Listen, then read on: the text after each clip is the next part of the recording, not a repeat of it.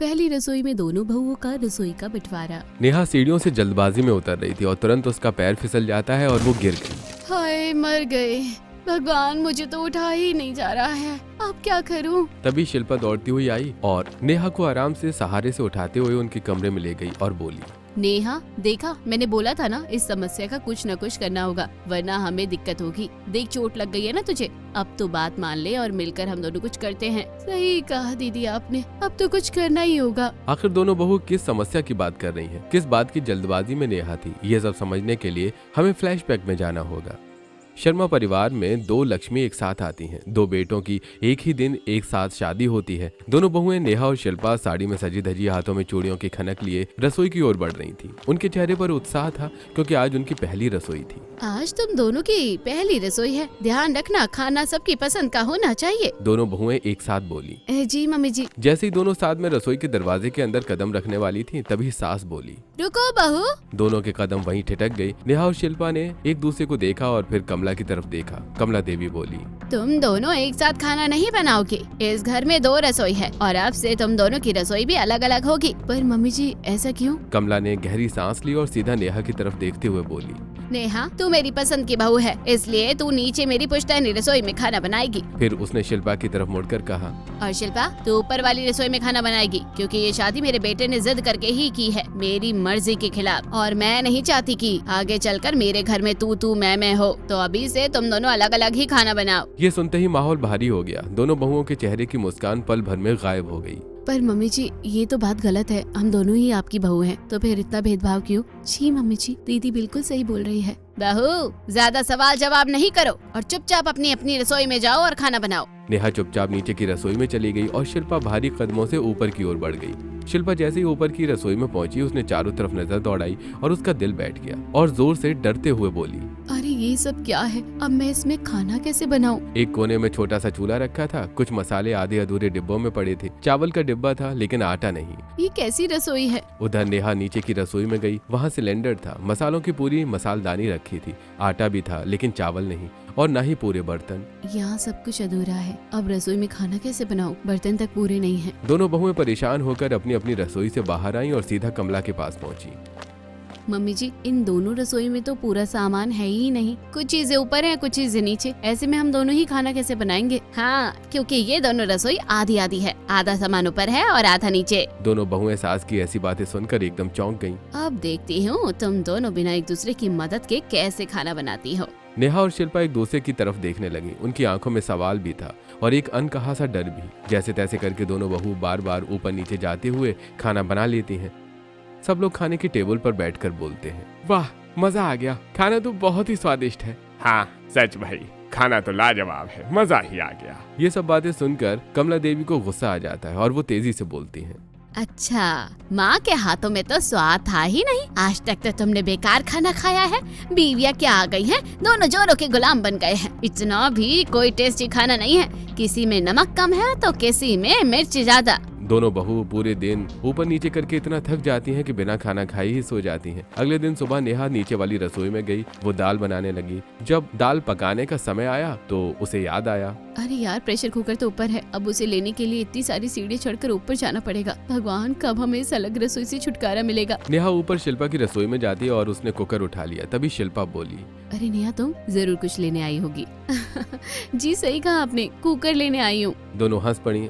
अगले दिन शाम को शिल्पा ऊपर वाली रसोई में खाना बना रही थी। उसे रोटी बनानी थी लेकिन आटा गूंथने के बाद उसे पता चला कि बेलन तो रसोई में है ही नहीं। अरे बेलन तो दिख ही नहीं रहा, जरूर नीचे ही होगा। अब वो जल्दी जल्दी सीढ़ियां उतरकर नीचे गई और तेज तेज हाँफने लगी। तभी नेहा उसे देखकर बोली, अरे दीदी क्या हुआ, आप इतना हाँफ क्यों रही हैं? क्या बताओ बहन, बेलन लेने आई हूँ, तेरे भैया को भूख लगी है और बेलन ही नहीं था तो रोटी कैसे बनाती?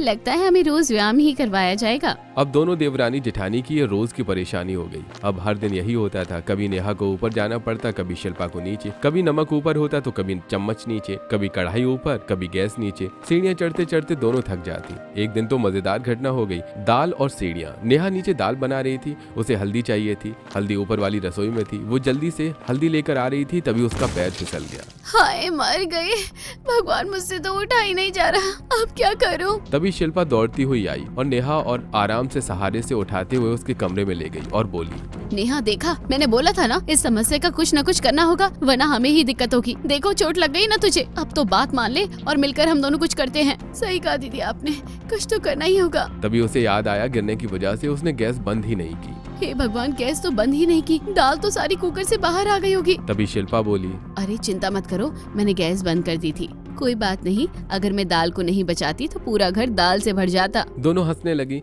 अब दोनों बहू को थकान और बीमारी होने लगी, क्योंकि रोज की भागदौड़ आसान नहीं थी।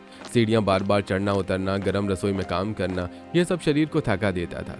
कुछ ही दिनों में दोनों बहुएं बहुत थक गईं। एक दिन सुबह नेहा को तेज बुखार हो गया, उधर शिल्पा को भी कमजोरी और चक्कर आने लगे। डॉक्टर को बुलाया गया। देखिए, आपकी दोनों बहू बहुत ज्यादा थकी हुई हैं। दोनों को आराम की जरूरत है, वरना दिक्कत बढ़ सकती है। अब घर में बड़ी समस्या खड़ी हो गई, क्योंकि अब खाना कौन बनाएगा। मजबूरी में सास को खाना बनाना पड़ा। तभी कमला देवी ने सोचा, आज मुझे ही खाना बनाना पड़ेगा। दोनों बहू तो बीमार पड़ गई, कोई और चारा भी नहीं है, तो करना तो पड़ेगा ही। कमला देवी नीचे वाली रसोई में गई और सब्जी बनानी शुरू की। कुछ देर बाद उन्हें याद आया, अरे कुकर तो ऊपर है, पहले उसे लेकर आती हूँ। सास को कुकर लेने के लिए अब सीढ़ियां चढ़कर ऊपर जाना पड़ा। सास जल्दी ऊपर से कुकर लेकर नीचे आई। फिर उन्हें मसाला चाहिए था, मसाला ऊपर था। फिर उन्हें दोबारा ऊपर जाना पड़ा। कुछ ही देर में वो थकने लगी। सीढ़ियों का उतरना चढ़ना मुश्किल हो गया। बस एक बार और जाना होगा, फिर खाना बन जाएगा। कमला देवी ने सोचा था कि वो अब एक बार ही ऊपर जाएंगे, लेकिन ये एक बार कई बार हो गया। कभी नमक ऊपर था, कभी चम्मच नीचे, कभी आटा ऊपर, कभी कढ़ाई नीचे। सीढ़ियां चढ़ते उतरते उनकी सांस फूलने लगी, पसीना आने लगा। सास को दोनों बहू की परेशानी महसूस हुई। दोपहर तक कमला देवी बहुत थक गईं। वो कुर्सी पर बैठ गईं, तभी उन्हें एहसास हुआ, अरे ये नेहा और शिल्पा रोज यही करती थी। समझ नहीं आता आखिर इतने दिनों तक दोनों बहू ने कैसे ये सब संभाल लिया। मुझसे तो एक दिन भी नहीं हो पाया, वो रोज कैसे करती होगी। उन्हें अपनी गलती समझ आने लगी। सास को समझ आया कि उन्होंने दोनों बहुओं के साथ गलत किया है, और उस रात कमला देवी बहुत सोचती नहीं। उन्हें अब अच्छे से समझ आया कि उन्होंने गुस्से और शक में आकर गलत फैसला लिया था। अगले दिन उन्होंने दोनों बहुओं को बुलाया। बहू नेहा और शिल्पा, मुझे तुमसे कुछ कहना है। सास की ऐसी बातें सुनकर दोनों बहू घबरा गईं कि अब उनसे कौन सी गलती हो गई। तब सास प्यार से बोली, आज से घर में 2 रसोई नहीं होगी, बल्कि एक ही होगी। दोनों हैरान रह गईं और साथ ही साथ मन ही मन खुश हुई। अब से खाना एक ही रसोई में बनेगा और तुम दोनों मिलकर बनाओगी। दोनों बहुओं का ये बात सुनकर खुशी का ठिकाना नहीं रहा। घर में वापस खुशी आ गई। दोनों बहू खुश होते हुए, mummy ji thank you so much, आपने हमारी तकलीफ को समझा। सही कहा नेहा तुमने। मम्मी जी, आज आपने हमारी रसोई एक करके हमें बहुत बड़ी खुशी दी है। हम देवरानी जेठानी नहीं बहनें हैं, और अलग अलग खाना बनाना हमें पसंद नहीं था। साथ ही ऊपर नीचे करते हुए हम थक जाते थे। मुझे ये बात समझ आ गई है बहू, तभी तुम दोनों की रसोई एक करी है। और एक बात और, होता होगा औरों के घर में लड़ाई झगड़ा, रसोई और खाने को लेकर लड़ाइयाँ वही सोचकर मैंने तुम दोनों की रसोई अलग करी। पर तुम दोनों का प्यार देखकर लगता है कि सब लोग एक जैसे नहीं होते। बस ऐसे ही दोनों मिलजुल कर काम करती रहो। कुछ दिनों बाद जब नेहा और शिल्पा ठीक हो गईं तो उन्होंने साथ मिलकर रसोई संभाल ली।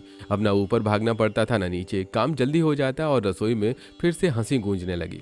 कमला देवी अब कभी कभी खुद भी रसोई में आकर मदद करने लगी, क्योंकि अब उन्हें पता था, वाकई अगर तरीके से चीजें ना की जाए तो रसोई में काम करना कितना मुश्किल होता है। जब हम किसी को परेशानी में डालते हैं तो हमें उसकी मुश्किल समझ नहीं आती, लेकिन जब वही काम हमें खुद करना पड़ता है तभी असली एहसास होता है। और परिवार तभी खुश रहता है जब लोग एक दूसरे का काम आसान बनाते हैं, मुश्किल नहीं।